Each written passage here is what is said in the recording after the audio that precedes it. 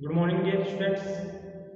आज हम बात कर रहे हैं BSc first year physics paper first mechanics की। आज का जो हमारा टॉपिक है वो है frame of reference of centre of mass, या इसको हम डायरेक्ट बोल सकते हैं centre of mass frame of reference. ठीक है, द्रव्यमान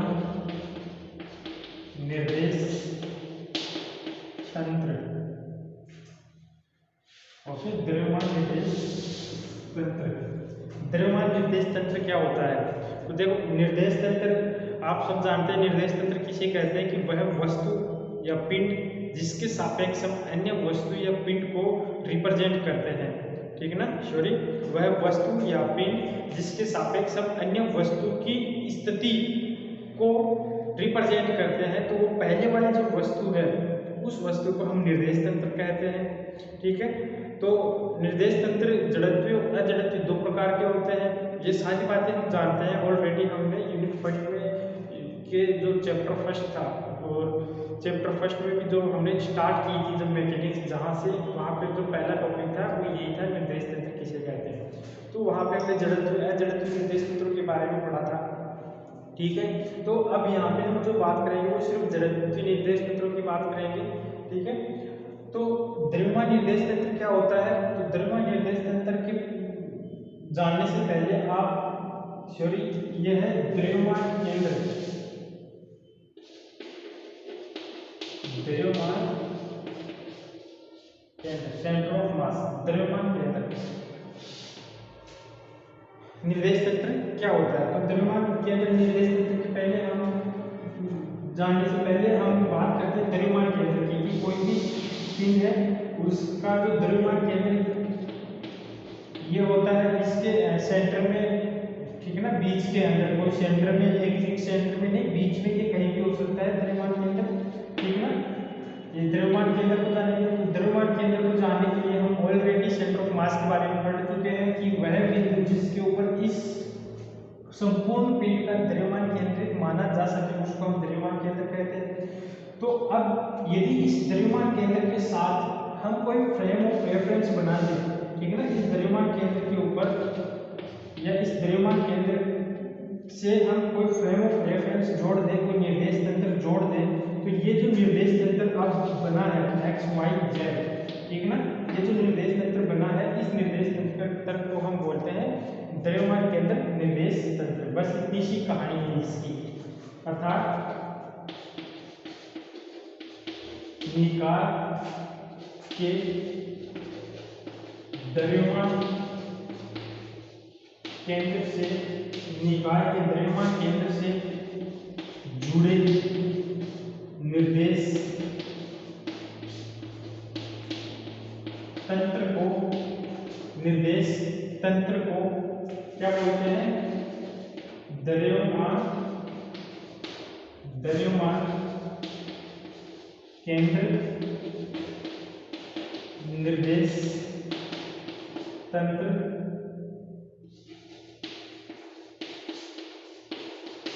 कहते हैं। ठीक है,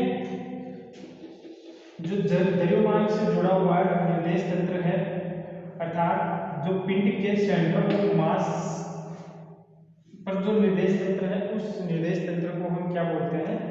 द्रव्यमान केंद्र निर्देश तंत्र। ठीक है, ये समझ गए होंगे। तो अब देखिए, जो मेन बात है यहाँ पे वो ये है कि ये जो निर्देश तंत्र पिंड के द्रव्यमान केंद्र के ऊपर स्थित है, पिंड के द्रव्यमान केंद्र से जुड़ा हुआ है, तो ये पिंड जहां जहां जाएगा ये निर्देश तंत्र उसके साथ साथ मूव करेगा। ठीक है ना, जैसे ये चौक है, ये चौक का टुकड़ा है, इस चौक के टुकड़े का कहीं ना कहीं इसके सेंटर में, ठीक है ना, द्रव्यमान केंद्र होगा। अब उस द्रव्यमान केंद्र के साथ जो निर्देश तंत्र जुड़ा है, अर्थात वो जो द्रव्यमान केंद्र है वो खुद ही अपने आप में निर्देश तंत्र है। अर्थात यदि हम उस द्रव्यमान केंद्र के सापेक्ष किसी वस्तु दूसरी वस्तुओं की, दूसरे कणों की स्थिति को यदि हम रिप्रेजेंट करेंगे तो वो निर्देश तंत्र जो द्रव्यमान केंद्र है वो खुद ही निर्देश तंत्र बन जाएगा। ओके, तो ये चौक जहां जहां जाएगी, ठीक है ना, वहां वहां ये निर्देश तंत्र इसके साथ साथ मूव करेगा। क्यों? क्योंकि सेंटर ऑफ मास इसके साथ साथ मूव करेगा, तो सेंटर ऑफ मास के साथ ये निर्देश तंत्र लगा हुआ है, तो निर्देश तंत्र इसके साथ साथ मूव करेगा। तो इसका मतलब क्या हुआ कि इस फ्रेम में जो द्रव्यमान केंद्र निर्देश तंत्र है, इस द्रव्यमान केंद्र निर्देश तंत्र में जो पिंड के सेंटर ऑफ मास का जो पार्टिकल सॉरी तो हम कहाँ बात कर रहे हैं? निर्देश तंत्र को द्रव्यमान केंद्र निर्देश तंत्र कहते हैं। हाँ, इसमें जो खास बात बता रहा था वो ये है कि ये जो पिंड है जहां जहां जाएगा वहां वहां ये निर्देश तंत्र इसके साथ जाएगा। इसका मतलब क्या हुआ कि इस निर्देश तंत्र के सापेक्ष इस पिंड के द्रव्यमान केंद्र का जो वेग है वो हमेशा 0 होता है। अर्थात ये पॉइंट लगा के लिख लेना, द्रव्यमान केंद्र निर्देश तंत्र में पिंड के द्रव्यमान केंद्र का वेग हमेशा, ठीक है ना, हमेशा 0 होता है। अर्थात इसका मतलब क्या है? द्रव्यमान केंद्र की वेलोसिटी क्या होती है? VCM वेक्टर, ये हमेशा 0 होता है, ठीक है ना, ये हमेशा 0 होता है। तो ये ध्यान रखना जब भी आप द्रव्यमान निर्देश तंत्र की बात करें, ठीक है ना, द्रव्यमान केंद्र निर्देश तंत्र की बात करें, उसमें हमेशा जो पिंड का द्रव्यमान केंद्र है उसका वेग हमेशा 0 होगा। अर्थात जो पिंड है इस फ्रेम के अंदर हमेशा रेस्ट में होगा, तो जिसके कारण क्या होगा? जिसके कारण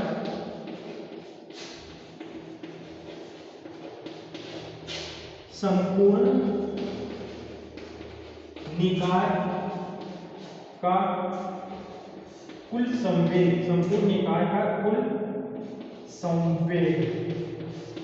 संवेग का मान 0 होगा। क्यों होगा? क्योंकि देखो हम जानते हैं कि संपूर्ण संवेग क्या होता है? MVCM वेक्टर होता है। तो जब VCM इक्वल टू 0, तो ये टोटल 0 हो गया, तो ये टोटल P क्या हो जाएगा? टोटल मोमेंटम P ये 0 हो जाएगा, ठीक है। इसलिए जो ये centre of mass frame of reference है, द्रव्यमान केंद्र निर्देश तंत्र है, ठीक ना, द्रव्यमान केंद्र निर्देश तंत्र को 0 संवेग निर्देश तंत्र भी कहते हैं, ठीक है ना। तो इसको आप यहां लिख लो।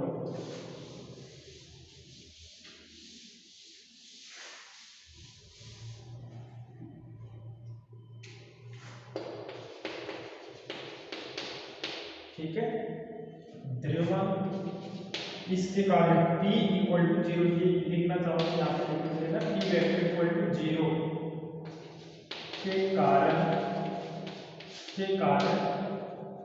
द्रव्यमान के कारण दिखाना नहीं दिख रहा, मैं नीचे लिखता हूँ, P वेक्टर इक्वल टू 0 के कारण, ठीक है, अब दिख रहा है, के कारण द्रव्यमान केंद्र निर्देश तंत्र को 0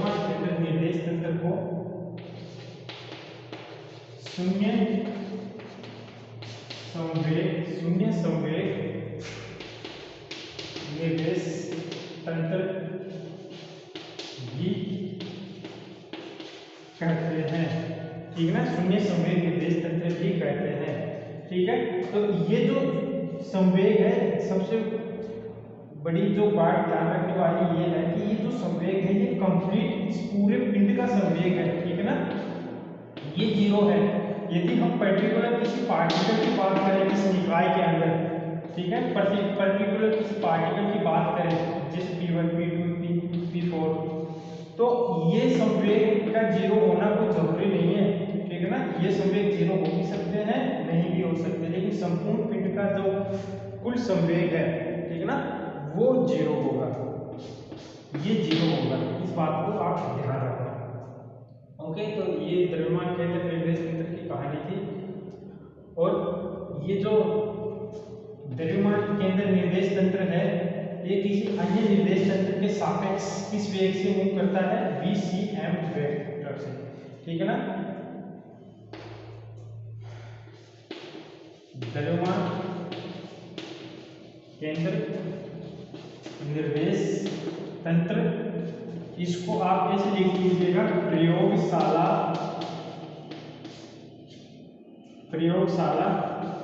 निर्देश तंत्र, या किसी जड़त्वीय या कोष्ठक में लिख लेना किसी जड़त्वीय निर्देश तंत्र। ठीक है ना, या किसी जड़त्वीय निर्देश तंत्र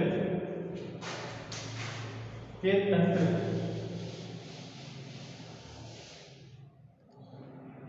प्रयोगशाला निर्देश तंत्र के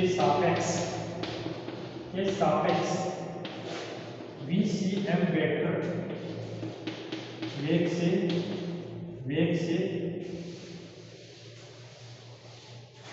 से गति करता है। ठीक है, और ये VCM वेग जो है ये नियत होता है, VCM ठीक है ना, ये नियत वेग होता है। VCM वेग से गति करता है और ये VCM नियत वेग होता है। इसलिए ये जो द्रव्यमान सेंटर ऑफ मास फ्रेम है, ठीक है ना, सेंटर ऑफ मास फ्रेम कहते हैं, सेंटर ऑफ मास फ्रेम भी जड़त्वीय निर्देश तंत्र होती है। ठीक है, ये 4-5 बातें आप याद रखना बस, और हो जाएगा सारा। अर्थात ये कहना क्या चाह रहा है कि ये आपके प्रयोगशाला निर्देश तंत्र है। प्रयोगशाला निर्देश तंत्र का मतलब कि वह निर्देश तंत्र जो प्रयोगशाला से जुड़ी हुई है। अर्थात हम, जैसे मैं यहाँ पे खड़ा किसी के बारे में बता रहा हूँ कि भाई वो बाइक इतनी किलोमीटर प्रति रफ्तार की घंटा इतनी किलोमीटर पर हार की रफ्तार से जा रही है, तो मैं अपने आप में प्रयोगशाला निर्देश तंत्र हो गया। ठीक ना, और वो बाइक जो जा रही है वो कोई अदर वस्तु हो गई जिसकी पोजीशन को मैं रिप्रेजेंट कर रहा हूँ, इसलिए मैं अपने आप में क्या हो गया, प्रयोगशाला निर्देश तंत्र। ऐसे यदि आप किसी की पोजीशन को रिप्रेजेंट करो, ठीक है ना, किसी की अवस्था को रिप्रेजेंट करो, तो आप खुद वहाँ पे प्रयोगशाला निर्देश तंत्र हो गए। ठीक है ना, तो यहाँ पे ये कोई पार्टिकल है, ये इसका सेंटर ऑफ मास है, तो सेंटर ऑफ मास की जो वेलोसिटी होगी VCM वेक्टर होगी इस प्रयोगशाला निर्देश तंत्र की, अदर जड़त्वीय निर्देश तंत्र के, क्योंकि ये नियत होता है।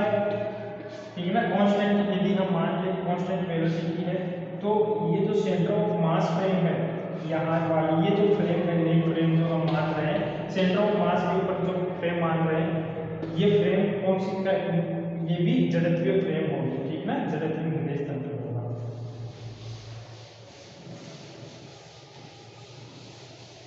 ओके, तो ये था द्रव्यमान केंद्र निर्देश तंत्र तथा प्रयोगशाला निर्देश तंत्र के बारे में थोड़ी सी जानकारी। ठीक है, आज इतना ही, कुछ आगे नेक्स्ट वाला क्लास में करते हैं। आज के लिए इतना ही।